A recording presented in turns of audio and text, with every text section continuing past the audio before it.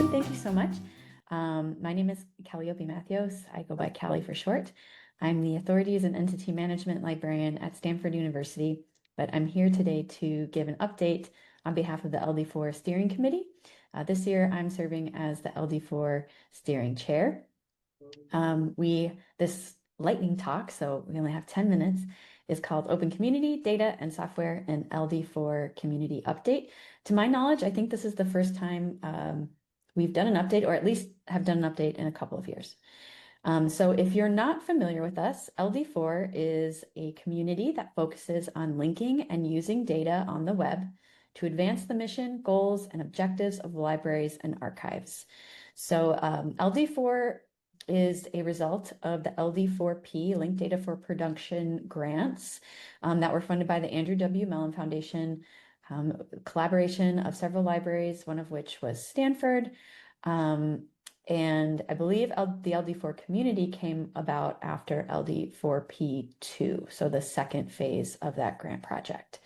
One of the most exciting things about LD4 is that participation in the community is completely open to anyone. It is free to join. You can be located anywhere in the world. Most of our work happens online. You can join as an institution, as an individual, from nonprofits, government sector, commercial sector. One of the most exciting and vibrant things about this community is that it's made up of many different types of people from many different walks of life, speaking many different languages and working with lots of different kinds of materials. And through that diversity, there are a lot of unique convergences and fun projects that come about. So through direct participation and through our various channels, LD4 brings together thousands of individuals worldwide. So as I said, I'm presenting on behalf of the LD4 Steering Committee. This is the group this year. We will be asking for new steering members in just a few months. So if some of you that are listening are part of the LD4 community and would have interest in helping shape and support the community, this is a really great way to do that. And you can keep an eye out for those announcements via mostly Slack. We also have an email list, and that contact information details are in the last slide of this presentation. So the vision for LD4 is to see the world enriched with library data and libraries enriched with the world's data. So this is very much within the realm of linked open data. Many of the libraries working in LD4 are working with BibFrame.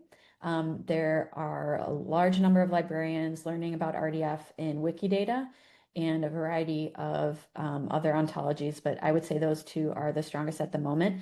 You can view our website, ld4.io, to learn more about the groups. I'll share some details today, but that's a good place to go if you would like to join our Slack space for updates on our conferences and to learn about what working groups are available.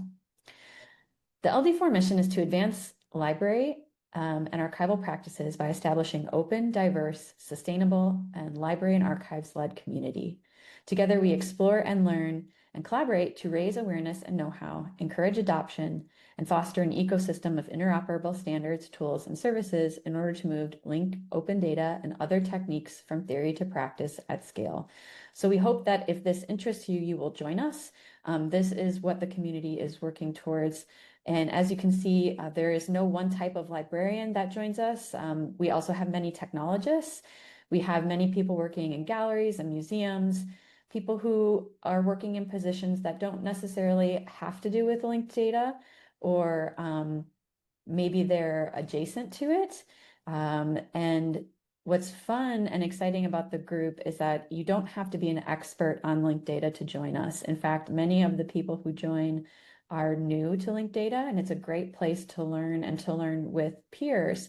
It's very supportive, and there are a lot of different entryways. I myself joined as a new linked data person in 2020, and it was a wonderful place to be, and it completely changed how I view libraries and how I work with data. So I can't recommend it enough. Our annual conference is the sort of flagship event for the group. This year's conference was Linked Data in the Real World. It is hosted completely virtually. It was made possible by 37 volunteers and 3 conference co-chairs from Sri Lanka, India, Pakistan, Uganda, Botswana, South Africa, Nigeria, the United Kingdom, Canada, and the US. We hosted 56 speakers from Australia, Botswana, Canada, Israel, Italy, Mexico, Nigeria, Singapore, and the United States.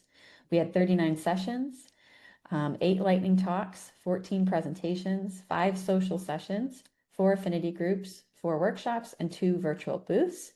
We had over 900 attendees, and at the time that I made these slides, we had over 900 YouTube views on the YouTube playlist, and you can check that out if you were interested in seeing some of the sessions. Big thank you goes out to our sponsors that help make this conference possible: EBSCO, Ex Libris, OCLC, and Castellini and Cult. Funding for the conference allows us to pay for things like SCED, to pay for accessibility services like transcription. It also allows us to, when applicable, have keynote speakers, and it also allows us to give back to our community. So we have 4 active affinity groups. We have some that have since retired. We have Art and Design, which is our newest group. We have an average of about 39 attendees per call. They host semi-monthly calls on topics related to linked data for art, design, and performance mediums. I highlighted a couple of their standout sessions at the last bullet there. They cover really unique ground across museums, libraries, museum libraries. If you work in an art library or have an interest in art, design, or performance, they're actually going through a bit of a rebrand and incorporating performance-based mediums into their modeling and studies. Please do check them out. We have a discovery group. It's one of the oldest LD4 affinity groups. They have 444 Slack members. They have taken a real interest in discussing AI and machine learning and how that relates to linked data and discovery. They meet regularly and have collaborated with the Art and Design group and the Wikidata group on various things. The Wikidata group is our most active group, great place to learn, currently collaborating with the PCC MCO IMAC group. And the PCC Sinopia group, which I help co-convene, focuses on BibFrame cataloging and the Sinopia editor. Just want to wrap up by announcing something very important. So I mentioned and acknowledged our sponsors, and through their generosity, we are able to begin a new professional development award. So we will be announcing more details soon, but the plan is to grant 2 $500 awards per year on a rolling basis as funds allow to LD4 community members that have a presentation accepted at a conference and include a slide on the LD4 community. The idea is to grow our community, to support ongoing presentations and work around linked open data, to incentivize conferences that have costs. The LD4 conference is completely free. So we want to encourage linked data work outside of our little community, even if that work is not tied to the individual's current role or position, and give back to the LD4 community for all of their contributions over the years. So I am at time. Thank you so much. If you're interested in joining, please check out our Slack space and our website. If you have any questions, you can always email me, and I'm really grateful for the time. Thanks so much.